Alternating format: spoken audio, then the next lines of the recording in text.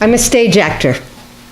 I have been since the beginning of time. But since I'm telling the story, I thought I'd better get specific, so I looked it up.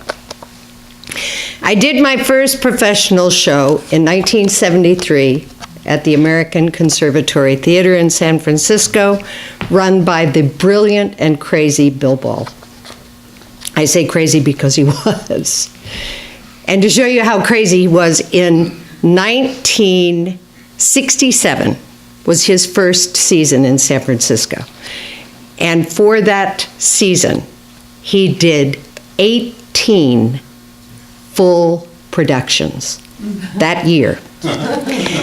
He did 4 of them at a theater 2 blocks up. And the legend is that actors were seen running up and down the street all night long, passing each other to make entrances in each other's show.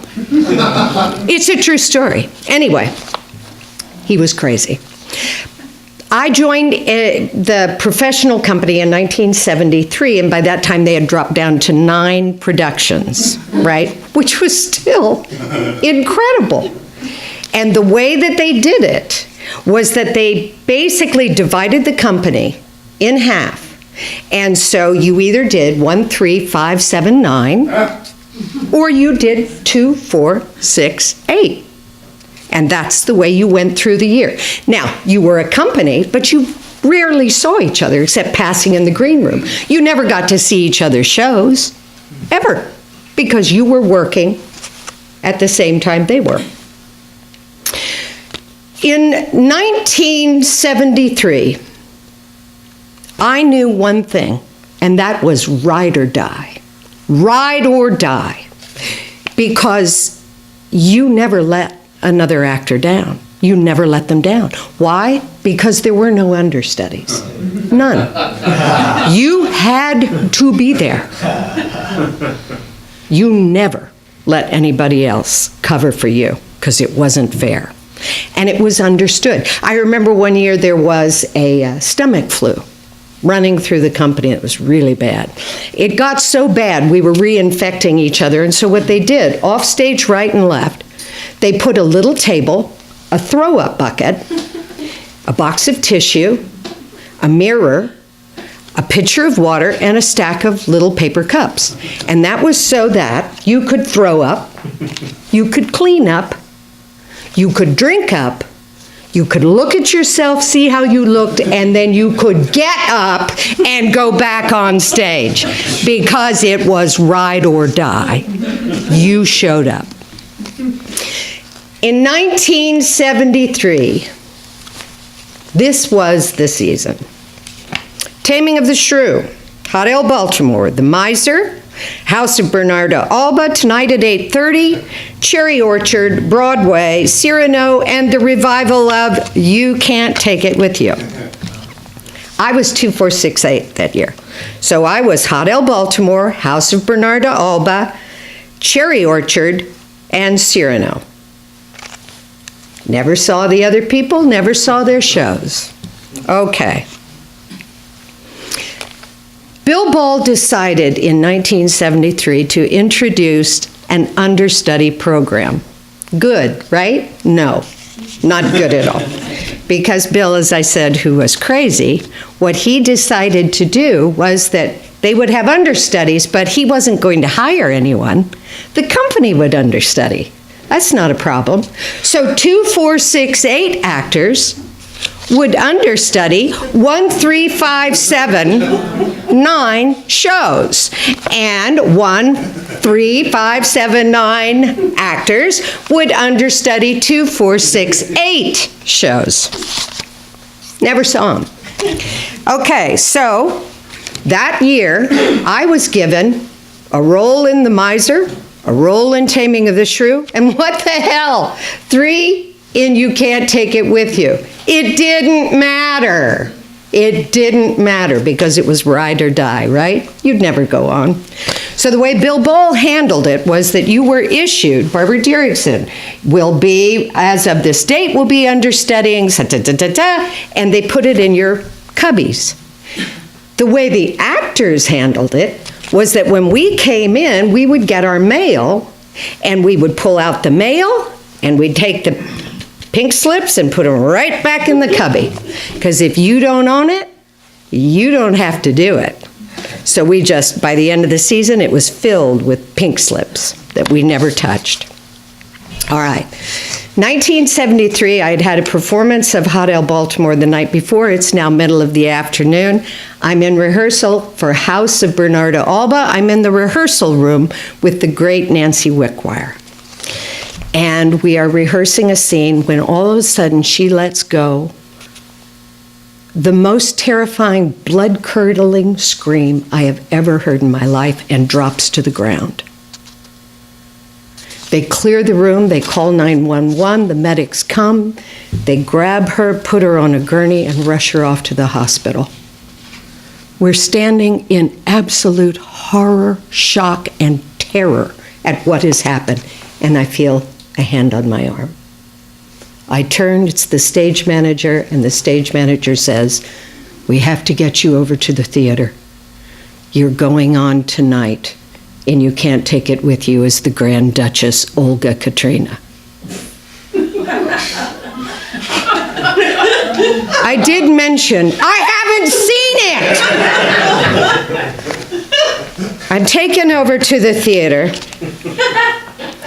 I get up on the stage, and because it's before 5 o'clock, they haven't changed the set. So it's still Hot L Baltimore.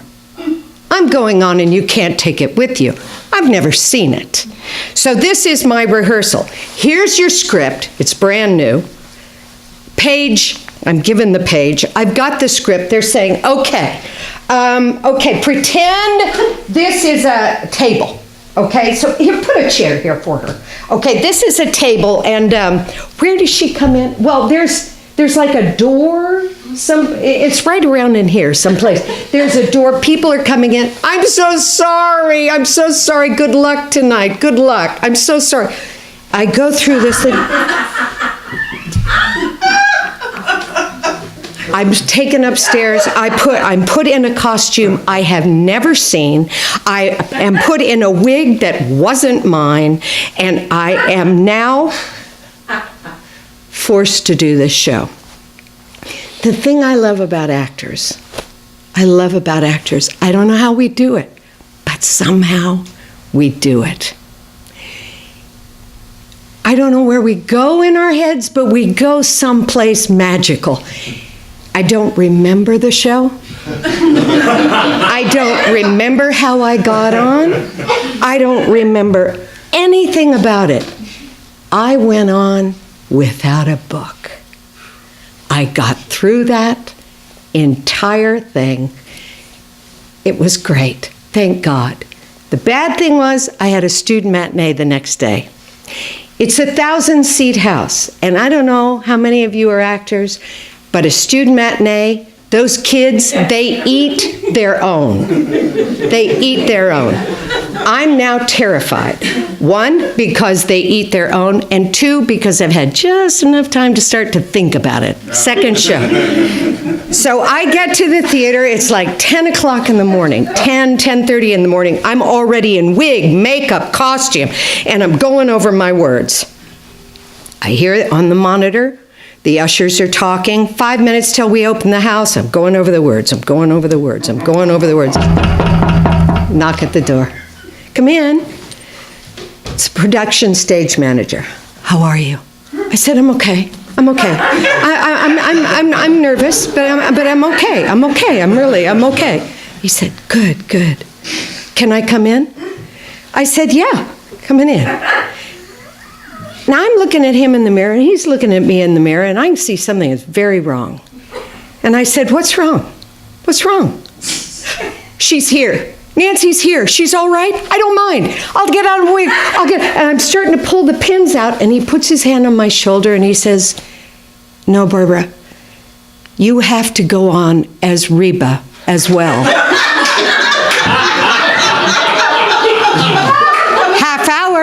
Half hour.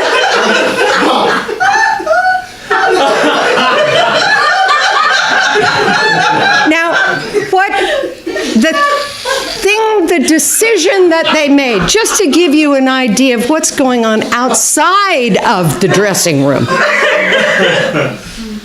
They decided in 1973 that to have an interracial couple was just too much. So what they decided is if either of the black couple couldn't perform, they would switch it to a white couple. So this is what's going on. The Geary Theater has 3 floors for dressing rooms. On the top floor, black Bobby Ellerby is in costume, pacing back and forth, refusing to get out of costume because it's his role, he's not getting out of it. On the first floor is Sabin Epstein, who is pacing back and forth, refusing to get into costume because the person he understudies is here and he's not going on. And then there's me, staring in the mirror as they come in and they push all of the Grand Duchess Olga Katrina stuff down. With that, they're taking the wig off, they're bringing in Reba's dress and her stockings and her shoes and all of this stuff, and I am being taken out of there. The head of the costume shop walks in and she says, "Barbara, would you like me to run the words with you?" Did I tell you I haven't seen it? She said, "Would you like me to run the words with you?" And I said, and you can put quotes around it because it's a psychic burn to this day. I said, "Fuck the words. How many places do I set at the table?" And with that, I hear down the hall, down somewhere, I hear, "She's here. She's here." And down the hall comes Pat Pickens, the new kid, who is playing Reba. She comes down and she stops at my dressing room and says, "I'm really sorry, I couldn't get a babysitter, and I thought I just won't come because we have understudies." That was my introduction to the understudy program at the American Conservatory Theater.